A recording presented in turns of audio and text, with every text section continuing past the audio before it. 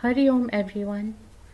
This is my presentation on dysfunctional couple relationships, how yoga can help a spouse to attain peace. And my name is Shivani Patel.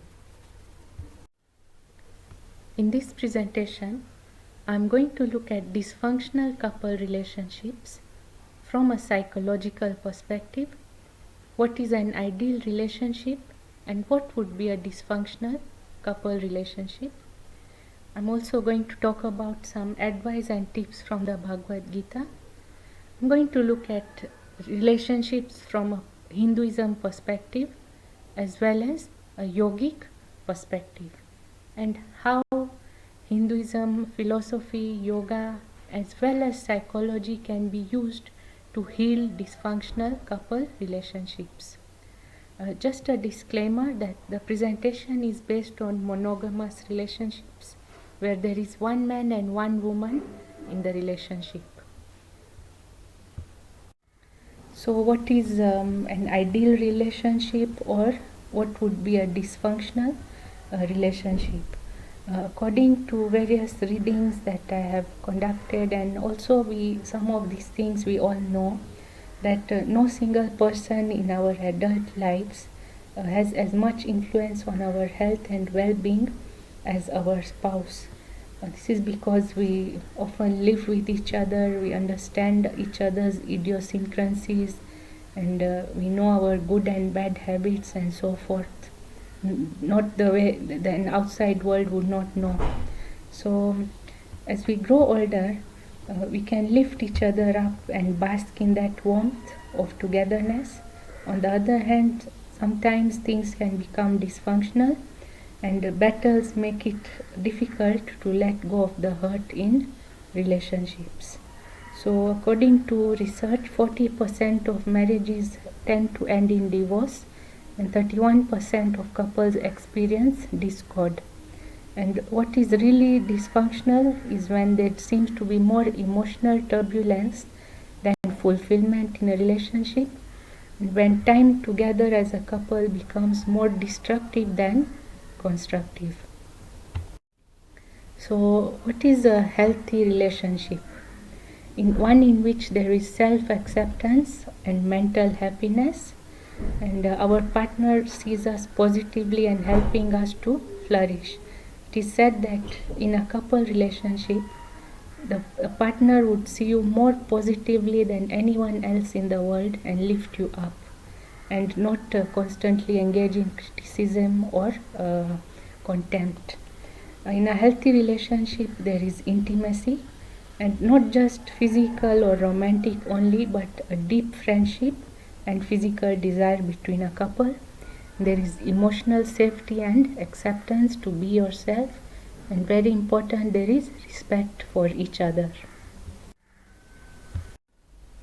What would be the effects of a dysfunctional relationship? From a yogic perspective, imbalances result in mental illness called adis or stress. Also, preponderance of agyan, ignorance about one's real state of bliss, leads one to perform wrong actions. In the Bhagwad Gita, it is said that thinking about sensory objects becomes the main cause of emotional instability, and desires, anger, greed and attachment cause stress.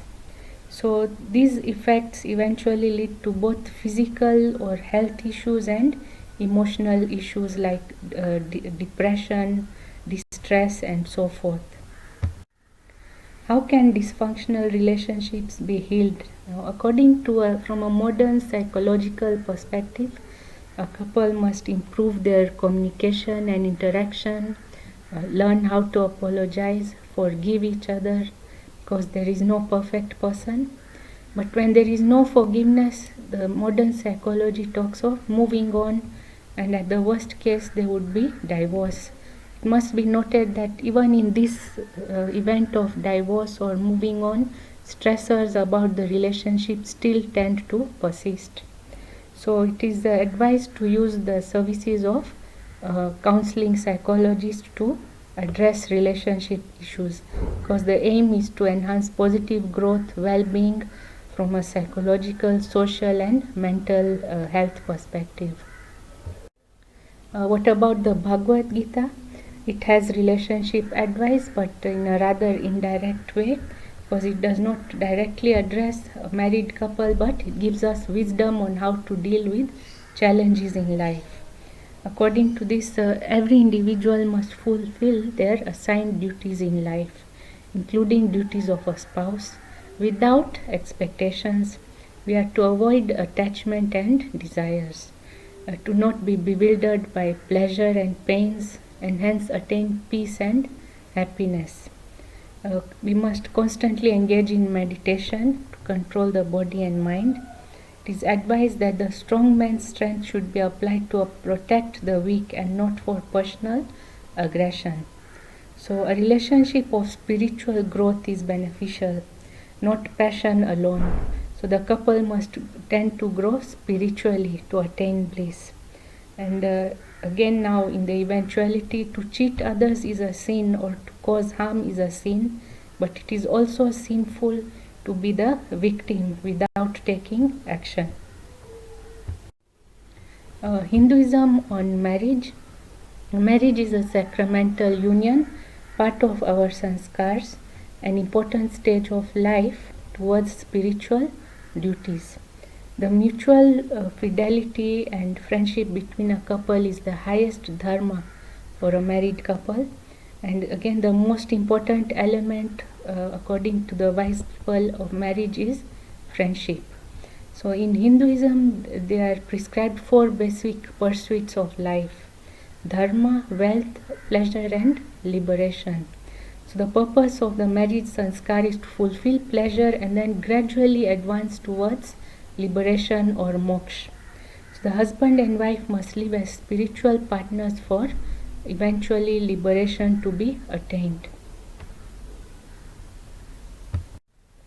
What is the role of yoga in couple relationships? A couple individually and together must adopt yogic remedies for stress management. As students of yoga, we know there are many yogic remedies. There is meditation, pranayam, yoga nidra, even asanas. They all help us to contain our stress. And the secret of happiness lies in knowing one's self before trying to know the other person.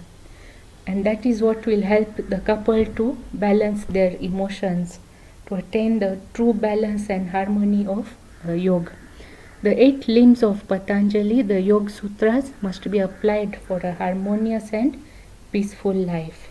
And where, especially for our thinking, niyam and yamas and niyamas help us to attain peace. Where yama is how we use our energy in relationship towards ourselves, and yamas is how we treat others, and including how you treat yourself. In conclusion, in relationship struggles, we must set the intention to change our perspective in order to relieve suffering, live in the present moment, and let go of any expectations. Modern psychological principles cannot be ignored, but they must work in harmony with yogic principles and complement each other with the mutual aim of creating a constructive and happy relationship. Everlasting peace can be attained through applying the teachings from a Hindu perspective, the 8-limbed approach of Patanjali, and teachings of the Bhagwad Gita. A couple that follows the yogic path together will stay together in harmony, both within and amongst themselves. Thank you. So, just a concluding thought. Yesterday I was clever, so I wanted to change the world. Today I am wise, so I am changing myself. Thank you and Hari Om.